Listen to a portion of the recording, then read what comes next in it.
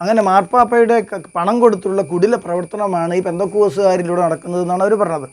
മാർപ്പാപ്പയെയും മെത്രാന്മാരെയും പൗരോഹിത്യത്തെ തന്നെയും വെറുക്കുകയും പുച്ഛിക്കുകയും ചെയ്യുന്ന കത്തോലിക്ക സഭയെ മൊത്തത്തിൽ ആക്ഷേപിക്കുന്ന, വ്യവസ്ഥാപിത സമൂഹങ്ങളെ, പാരമ്പര്യ സഭകളെല്ലാം ആക്ഷേപിച്ചുകൊണ്ട് അവർക്കെതിരെ ശത്രുത പ്രഖ്യാപിച്ച സമൂഹമാണ് ഈ പെന്തക്കോസ്ത് എന്ന കാര്യം ഇവർക്കറിയില്ല. അത് ഈ ബജറംഗ് ദളുകാർക്കും അറിയില്ല, BJPക്കാർക്കും അറിയില്ല. ഇത്ര വിവരമേ അവർക്കുള്ളൂ. അതുകൊണ്ട് മതപരിവർത്തനം ഇവരെ നിർബന്ധം നടപ്പിലാക്കിയാൽ എങ്ങനെ നടപ്പിലാക്കിയാലും അതിൻ്റെ എല്ലാം ഉത്തരവാദിത്വം അച്ഛന്മാർക്കും മെത്രാന്മാർക്കും സിസ്റ്റേഴ്സിനുമായി വരികയാണ്. അതാണ് ഇതിൻ്റെ അടിസ്ഥാനമായൊരു പ്രശ്നം. യഥാർത്ഥത്തിൽ മറ്റൊരു കാര്യം നമ്മൾ ചിന്തിക്കേണ്ടതുണ്ട്. മതപരിവർത്തനത്തെ ബജറംഗ് ദളും BJPയും ഒക്കെ ഭയപ്പെടുന്നത് ന്യായമായ കാരണങ്ങൾ തന്നെയാണെന്ന് ചിന്തിക്കേണ്ട ചില സാഹചര്യങ്ങളുണ്ട്. അത് ക്രൈസ്തവർ ആത്മപരിശോധന ചെയ്യേണ്ട കാര്യമാണ്, കത്തോലിക്കർ ചിന്തിക്കേണ്ട കാര്യമാണ്. എന്തുകൊണ്ടാണ്? ഞാൻ 30 കൊല്ലത്തോളമായി സുവിശേഷം പ്രസംഗിക്കുന്ന ആളാണ്. ഈ പ്രസംഗത്തിൻ്റെ ചൈതന്യം ഉൾക്കൊണ്ടുകൊണ്ട് തന്നെ ഞാൻ പറയുന്നു, സുവിശേഷവൽക്കരണത്തെ BJPയോ ബജറംഗ് ദളോ സംഘപരിവാറോ ഭയപ്പെടുന്നുണ്ടെങ്കിൽ അതിന് പ്രധാന കാരണം പാശ്ചാത്യ മ്ലേച്ഛതകൾ ഇവിടെ നടപ്പിലാക്കി ഇന്ത്യയുടെ നല്ലതായ സംസ്കാരത്തെ അധപ്പതിപ്പിച്ച് നശിപ്പിച്ച് കളയും എന്ന ഭയപ്പാട് കൊണ്ടാണ്. ആ പാശ്ചാത്യ രീതിയിലുള്ള തുണിയെടുക്കാത്ത സംസ്കാരവും അത് സ്വർഗ്ഗവിവാഹവും അതുപോലെയുള്ള നിരവധിയായ മ്ലേച്ഛതകളും ഇവിടെ അഴിഞ്ഞാടും എന്നതുകൊണ്ടാണ്. അങ്ങനെ ഭയപ്പെടുന്ന ഒത്തിരി പേരുണ്ട്. അത് നിഷേധിക്കാനാവുമോ?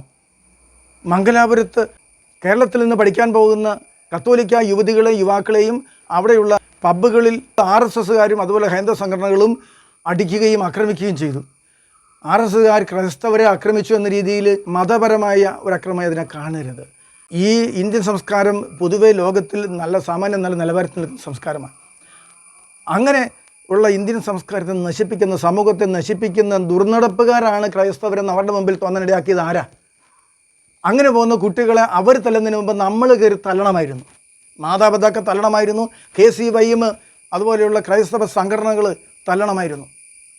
മെത്രാന്മാരെ നടപടിയെടുക്കണമായിരുന്നു. അങ്ങനെ ചെയ്തിരുന്നെങ്കിൽ ഹൈന്ദവർക്ക് RSSകാർക്ക് നമ്മുടെ കുട്ടികളെ അടിക്കേണ്ടി വരില്ലായിരുന്നു. അങ്ങനെ ആ നാട്ടിലെ വൃത്തികേടുകൾ ഒഴിവാക്കാൻ വേണ്ടിയാണ് അവർ ചെയ്യുന്നതെങ്കിൽ, അതുപോലെ തന്നെ ഇന്ത്യയിൽ എവിടെയെങ്കിലുമൊക്കെ സുവിശേഷം കേട്ട് മനസ്സാന്തരപ്പെട്ട് ക്രൈസ്തവ വിശ്വാസത്തിലേക്ക് വന്നാൽ ഇവിടെ പാശ്ചാത്യ വൾഗർ കൾച്ചർ ഇറക്കാൻ, വളരെ മ്ലേച്ഛമായ സംസ്കാരം ഇവിടെ പ്രചരിപ്പിക്കാനാണെന്ന് അവർ തെറ്റിദ്ധരിച്ചാൽ കുറ്റം പറയാൻ പറ്റുമോ? അത് നമ്മൾ ചിന്തിക്കണ്ടേ? പറഞ്ഞ കാര്യം, വെസ്റ്റേൺ കൾച്ചറിൻ്റെ മാലിന്യങ്ങളൊക്കെ ഇവിടെ എത്തിക്കുമെന്ന ഭയപ്പാടിലാണ് ഇവിടുത്തെ ബഹുഭൂരിപക്ഷ ഹൈന്ദവരും സുവിശേഷത്തെ വെറുക്കുന്നത്, നമ്മളെ വെറുക്കുന്നത് എന്ന് മനസ്സിലാക്കിയാൽ, നമ്മളൊരു ഭീകരരൂപിയായി പിശാചായി അവർ മനസ്സിലാക്കുന്നതിന് കാരണം നമ്മൾ തന്നെയാണെന്ന് പറയണം.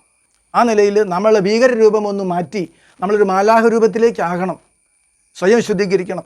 നമ്മൾ ഈ സാധാരണ പത്രങ്ങളിൽ കാണുന്ന വാർത്ത മാത്രം നോക്കിയാൽ പോരാ, ഹൈന്ദവ പ്രസിദ്ധീകരണങ്ങൾ ഇടയ്ക്കിടയ്ക്കൊന്ന് വായിക്കാൻ നോക്കണം, പതിവായിട്ടല്ലെങ്കിലും. ആ ഇടയ്ക്കിടയ്ക്ക് വായിക്കുമ്പോൾ ഇവരുടെ ആശങ്കകൾ ഇവർ പങ്കുവെക്കുന്നതും ഒക്കെ മനസ്സിലാക്കാൻ പറ്റും. അത് നിഷേധിക്കാനാവുന്നതല്ല. ഈ ജർമ്മനിയിലും അതുപോലെയുള്ള നിരവധി പാശ്ചാത്യ രാജ്യങ്ങളിൽ മെത്രന്മാരില്ലാഞ്ഞിട്ടാണോ, അച്ഛന്മാരില്ലാഞ്ഞിട്ടാണോ നിയന്ത്രിക്കാൻ? അല്ല. 6-ാം പ്രമാണം അവിടെ ഒരു വിഷയമേ അല്ല. മോശമായ വസ്ത്രം ധരിക്കുന്നവരെയോ വഷള ജീവിതം നയിക്കുന്നവരെയോ നിയന്ത്രിക്കാൻ ശ്രമിച്ചാൽ അവർ പള്ളി വരികയില്ല. അപ്പോൾ പള്ളിയിൽ ആൾ കുറയുന്നു. പള്ളിയിൽ കുറയുന്നു എന്നതിൻ്റെ പേരിൽ ഇതിനെല്ലാം പ്രോത്സാഹിപ്പിച്ചു വിട്ടു. അവിടെ പള്ളിയിൽ ആൾക്കൂട്ടം എത്ര കൂടുന്നു അതനുസരിച്ചാണ് ഗവൺമെൻറ് ഇന്ന് പള്ളിക്ക് ഗ്രാൻഡ് കൊടുക്കുന്നത്. അതുകൊണ്ട് അവിടെ വിവാഹം കഴിക്കാതെ താമസിക്കുന്ന കൂടി താമസക്കാർ, അതുപോലെ സ്വർഗ്ഗ വിവാഹം ധാരാളം പേര്, പകുതിയോളം പേരൊക്കെ അങ്ങനെയാണ്. അങ്ങനെ നടക്കുന്നവർ, അവരൊക്കെ ഒന്നും കൂദാശ കൊടുക്കില്ലാത്തത് കൊണ്ട് അവർ പള്ളി വരാതായതോടെ പള്ളിക്ക് വരുമാനം കുറവ്, ആൾക്കൂട്ടം കുറവ് എന്നൊരവസ്ഥ വന്നു. ഈ വരുമാനക്കുറവ്, ആൾക്കൂട്ടത്തിൻ്റെ കുറവ് പരിഹരിക്കാൻ ആ മെത്രന്മാർ ചെയ്തത് ഈ കൂദാശ വിലക്ക് മാറ്റണം. സ്വർഗ്ഗ വിവാഹം കഴിച്ചവരെന്താ, അത് ദൈവികമായ ദിവ്യമായ ലൈംഗികതയിലെ അസ്വാഭാവികത എന്താണുള്ളത് എന്നൊക്കെ ചോദിച്ച് അവർക്കും കൂദാശ കൊടുക്കണമെന്ന് പറയുന്നു. ഇത് നിരവധി അച്ഛന്മാർ പറഞ്ഞ മാത്രമല്ല, മെത്രാന്മാർ പറഞ്ഞതാണ്. 2015 നടന്ന കുടുംബ സിനഡിനിടയിൽ എത്രമാത്രം പ്രശ്നങ്ങളുണ്ടായി സംബന്ധിച്ച് ജർമ്മൻ മെത്രാന്മാരുടെ നേതൃത്വത്തിലുള്ള നിരവധി മെത്രാന്മാർ പാർശ്വവൽക്കരിക്കപ്പെട്ടവർക്ക് നീതി എന്നൊരു ഓമന പേരിൽ ഇത് കൊണ്ടുവന്നു, ഇങ്ങനെ ആവശ്യം കൊണ്ടുവന്നു. അങ്ങനെ സ്വർഗ്ഗ വിവാഹക്കാർക്കും കൂദാശ കൊടുക്കണം, വിവാഹം വേറെ പിരിഞ്ഞ് വേറെ വിവാഹം കഴിച്ചവർക്ക്, കൂടി താമസക്കാർക്ക്, ഇങ്ങനെ എല്ലാവർക്കും കൂദാശകൾ കൊടുക്കണം, മനുഷ്യന് ദൈവത്തെ സ്വീകരിക്കാൻ അവകാശമുണ്ട് എന്ന് പറഞ്ഞ് അവർ പ്രശ്നം ഉണ്ടാക്കിയപ്പോൾ കത്തോലിക്ക സഭയിലെ ഭൂരിപക്ഷം മെത്രാന്മാരും സപ്പോർട്ട് ചെയ്തെന്ന് വിചാരിക്കണം. ആ കുടുംബ സിനഡിൽ വലിയ ആകുല പ്രശ്നങ്ങളായിരുന്നു. കത്തോലിക്ക സഭയിൽ ആദ്യഘട്ടം അവർക്ക് ഭൂരിപക്ഷം ലഭിച്ചു. 3-ാം വട്ട വോട്ടിങ്ങിലാണ് ആഫ്രിക്കൻ മെത്രാന്മാരും അമേരിക്കൻ മെത്രാന്മാരും ഇന്ത്യൻ മെത്രാന്മാരുമൊക്കെ പ്രത്യേകമായി പ്രവർത്തിച്ചു, വലിയ സംഘടിതമായി പ്രവർത്തിച്ചതുകൊണ്ടാണ് ഭൂരിപക്ഷം അവർക്ക് 3-ാമത്തെ വോട്ടിംഗ് കിട്ടാതെ വന്നത്. അതുകൊണ്ടാണ് അത് നടപ്പിലാക്കാതെ പോയത്. അപ്പോൾ അത് മനസ്സിലാക്കണം, അവിടെയുള്ള മെത്രാന്മാർ ആളുകൾ കയ്യിൽ നിന്ന് ചോർന്നു പോകുന്നെന്ന് വിചാരിച്ച് ഭയപ്പെടുന്നത് പോലെ ഇവിടെയുള്ള മെത്രാന്മാരും അത് ഭയപ്പെടുന്നു. അങ്ങനെ അത് ഭയപ്പെട്ടിട്ട് ആ പാശ്ചാത്യ മ്ലേച്ഛ സംസ്കാരം ഇവിടെ എത്തിക്കാൻ നോക്കുന്നുണ്ട്. ഇനി ഇതുമായി ബന്ധപ്പെട്ട് തലശ്ശേരി രൂപതയിലെ യുവജനങ്ങളുടെ സമ്മേളനത്തിലാണ് പിതാവ് പറഞ്ഞത്, നേരിട്ട് 18 വയസ്സ് കഴിഞ്ഞാൽ പ്രേമിച്ചുള്ളൂ, അതാരും കുറ്റമായിട്ട് കാണേണ്ടതില്ല എന്ന്. മാങ്ങോട്ട് ഇടവകയിലും ഇത് പ്രസംഗിച്ചിരുന്നു. പിതാവ് പറഞ്ഞ കണക്ക് എന്താണ്? 4200 പേരാണ് 35 വയസ്സ് കഴിഞ്ഞ പുരുഷന്മാർ ജീവിത പങ്കാളി ലഭിക്കാത്തവർ. 150 പെൺകുട്ടികളുമുണ്ട്. അപ്പോൾ പ്രേമിച്ച് ഈ പ്രശ്നത്തിന് പരിഹാരം ഉണ്ടാക്കാൻ പറ്റുമോ? പ്രേമിച്ച് ഈ പ്രശ്നത്തിന് പരിഹാരമുണ്ടാക്കാൻ പറ്റുമെന്നാണെങ്കിൽ 150 × 28 4200. ഒരു പെൺകുട്ടിയെ പ്രേമിക്കാൻ 28 പേര് വേണ്ടി വരും. 28 പേര് കൂടി പ്രേമിച്ചാൽ ഒരാൾക്കല്ലേ കെട്ടാൻ പറ്റുള്ളൂ. ഈ പ്രശ്നം മാത്രമാണോ ഇപ്പോൾ നിൽക്കുന്ന ഈ 35-ൻ്റെ പ്രശ്നമാണോ? 25 വയസ്സിൽ താഴെയുള്ള അവിവാഹിതരുടെ വിവാഹം ആലോചിക്കുന്നവരുടെ കണക്കെടുത്താലും പെൺകുട്ടികളുടെ എണ്ണം കുറവാണ്. ഈ 2 പേരെ 3 പേരെ ഒരു പെണ്ണിനെ പ്രേമിച്ച് കല്യാണം കഴിച്ച് പ്രശ്നം പരിഹരിക്കാനാണോ? ഏതെങ്കിലും ആയി തോന്നി പറയാൻ പാടുണ്ടോ? പ്രശ്നത്തിൻ്റെ ബേസിക് കാരണം കണ്ടെത്തണത്തിൽ സ്ത്രീധനം വലിയ ഭാരമായി തോന്നി അനേകർ കണ്ണീര് കുടിച്ച് ജീവിതം തൊലഞ്ഞു പോയ സാഹചര്യത്തിൽ സ്ത്രീധനത്തിനെതിരെ ഒരു രൂപതയും പറയുന്നില്ല. അതിൻ്റെ ഫലമാണ് സ്ത്രീ ജന്മങ്ങൾ ഭാരമാണെന്ന് കരുതി പലരും പെൺകുട്ടികളെ കൊന്നു കളയുന്നത്. അബോർഷൻ വർദ്ധിച്ചു, പെൺകുട്ടികളുടെ എണ്ണം കുറയുന്നുള്ള പ്രധാന പ്രശ്നം. സ്ത്രീധനം തടയാൻ, സ്ത്രീധനമില്ലാതെ വിവാഹം കഴിക്കാൻ നിരവധി പേരെ പ്രോത്സാഹിപ്പിക്കണം. അങ്ങനെ ഒന്നും ചെയ്യാതെ ഈ പ്രശ്നത്തിന് പരിഹാരമുണ്ടാക്കാതെ എല്ലാവരും നേരെ കയറി പ്രേമിച്ചോ എന്ന് പറയുന്നത് എത്രയോ ദയനീയമായ സ്ഥിതിയാണ്. നമ്മൾ മാത്രമല്ല, പൊതുസമൂഹത്തിൽ എത്ര പേര് ചർച്ച ചെയ്തു. BJPയുടെ പല ചാനലുകൾ, എത്രയോ ചാനലുകൾ ഈ വിഷയം എഴുതിയിട്ട് ഇത്ര വൃത്തികെട്ട രീതിയിൽ സംസാരിക്കുന്നു എഴുതി. സാധാരണ മാതിരി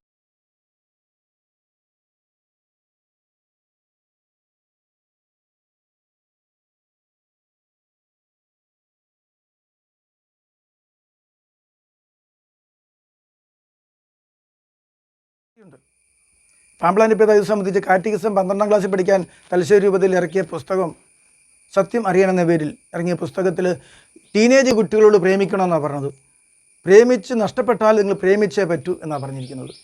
ഇങ്ങനെ വഷളത്തം പറഞ്ഞ പിതാവ് അതിൽ നിന്ന് ഒഴിഞ്ഞു മാറിയില്ല. ഈ ഇത്ര നാളായിട്ടും അത് വിട്ടിട്ടില്ല. അന്ന് അച്ഛനായിരുന്നപ്പോൾ എഴുതിയതാണ്, മെത്രാനാകുന്നതിന് മുമ്പ് അച്ഛനായിരുന്നപ്പോൾ എഴുതിയതാണ്. 10 കൊല്ലം മുമ്പ് എഴുതിയ ആ നിലപാട് ഇന്നും ഒരു മാറ്റമില്ല. ചാൻസ് കിട്ടിയപ്പോൾ വീണ്ടും പ്രേമിക്കാൻ പറഞ്ഞത് എന്ത് വൃത്തികെട്ട കാര്യമാണ് ഇത്. 12ാം ക്ലാസ്സിൽ പഠിക്കുന്ന കുട്ടികൾ അച്ഛനാകാനൊക്കെ പോകാൻ ആഗ്രഹിക്കുന്നവർ ഞാൻ അവരോടും പ്രേമിച്ചേ പറ്റുമെന്ന് ആ പുസ്തകത്തിൽ എഴുതി. അത് എഴുതി വെച്ചിരിക്കുകയാണ്. ബെനഡിക്റ്റും കൊളാസ്റ്റിക്കയും വിശുദ്ധർ അവർ പ്രണയത്തിലായിരുന്നു. വിശുദ്ധ അസീസിയും ക്ലാരയും പ്രണയത്തിലായിരുന്നു. ഇങ്ങനെ ഒത്തിരി പേരെ എഴുതി വെച്ച്. വിശുദ്ധ ജെയിംസ് എന്താളും ഫ്രാൻസിസ് സാലസും പ്രണയത്തിലായിരുന്നു എന്നൊക്കെ വെറുതെ ബ്ലണ്ടർ ശുദ്ധ അസംബന്ധം എഴുതി വെച്ചേക്കുന്നത്. അതൊരു പ്രസംഗത്തിൽ പറഞ്ഞാൽ 500 1000 പേരെ കേൾക്കുകയുള്ളൂ. പറഞ്ഞത് അങ്ങനെയല്ല. അച്ഛന്മാരും മെത്രാന്മാരും ഇവിടെ മറ്റ് സിസ്റ്റേഴ്സും ഒക്കെ എല്ലാവർക്കും വായിക്കാൻ രീതിയിൽ പുസ്തകമാക്കി ഇറക്കിയപ്പോൾ അതിൻ്റെ വായനക്കാരെല്ലാവരും പ്രേമിക്കാൻ പ്രേരണ ലഭിക്കുകയാണ്. ആ അച്ഛന്മാരുടെയും കന്യാസ്ത്രീകളും എന്താ ഈ പുസ്തകത്തിലൂടെ പിതാവ് പറയുന്നത്? പ്രേമിക്കാൻ. ഈ അവസരം മുതലെടുത്തുകൊണ്ട് വഷളത്തം പകർത്താൻ ശ്രമിച്ചു എന്നുള്ളതാണ്. കാരണം പശ്ചാത്തലം പറഞ്ഞു വന്ന കാര്യം വെസ്റ്റേൺ കൾച്ചറിൻ്റെ മാലിന്യങ്ങളൊക്കെ ഇവിടെ എത്തിക്കുമെന്ന ഭയപ്പാടിലാണ് ഇവിടുത്തെ ഹൈന്ദവർ നമ്മളെ വെറുക്കുന്നത് എന്ന് മനസ്സിലാക്കിയാൽ നമ്മളൊരു ഭീകരരൂപിയായ പിശാചായി അവർ മനസ്സിലാക്കുന്നതിന് കാരണം നമ്മൾ തന്നെ ആ നിലയിൽ നമ്മൾ ഭീകരരൂപം ഒന്ന് മാറ്റി സ്വയം ശുദ്ധീകരിക്കണം. അവിടുത്തെ മെത്രാന്മാർ അന്നൊന്ന് ശ്രദ്ധിച്ചില്ല, ഇവിടെ ഇന്നും ശ്രദ്ധിക്കുന്നില്ല. ഉള്ള മെത്രാന്മാരും എല്ലാവരും വഷളാക്കാൻ നോക്കുന്നു. ചീത്തകളായ വൃത്തികെട്ട മനഃപൂർവ്വം വൃത്തികേടുകൾ ചെയ്ത ക്രിമിനലുകളായ അച്ഛന്മാരെയൊക്കെ സഭയിൽ നിന്ന് പുറത്താക്കണം. അങ്ങനെയാണ് ശുദ്ധീകരിക്കുന്നത്. വ്യക്തി സ്വഭാവം മാറാൻ തീരുമാനിച്ചൊരു ധ്യാനം കൂടി മാനസാന്തരപ്പെട്ടാൽ വ്യക്തി ശുദ്ധീകരണമായി.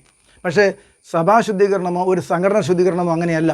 അച്ഛന്മാർക്ക് ചേരാത്ത രീതി ജീവിക്കുന്ന രഹസ്യ ഭാര്യയും മക്കളും അതുപോലെയുള്ള വൃത്തികേടുകളും സ്ത്രീപീഡനവും ഒക്കെ ആയിട്ട് ജീവിക്കുന്ന അച്ഛന്മാർ നിരവധിയുണ്ട്. അവരെ പുറത്താക്കണം. അങ്ങനെ പുറത്താക്കി ഈ സമൂഹത്തെ ശുദ്ധീകരിക്കണം. ഈ ഏതെങ്കിലുമൊക്കെ സാധാരണക്കാർ വിവാഹം കഴിക്കാതെ രജിസ്റ്റർ വിവാഹം കഴിച്ച് താമസിക്കുക, കൂടി താമസം, 2 ഭാര്യമാർ, ഇങ്ങനെയൊക്കെ അറിഞ്ഞാൽ അവർക്ക് ഓട്ടോമാറ്റിക്കായിട്ട് കുദാശ വിലക്കാണ്. കുദാശ വിലക്ക് രേഖാമൽ എഴുതി കൊടുക്കുകയല്ല. കുമ്പസാരിക്കാൻ പോലും അവർക്ക് അവകാശമില്ല ആ വിലക്ക് മാറുന്നത് വരെ.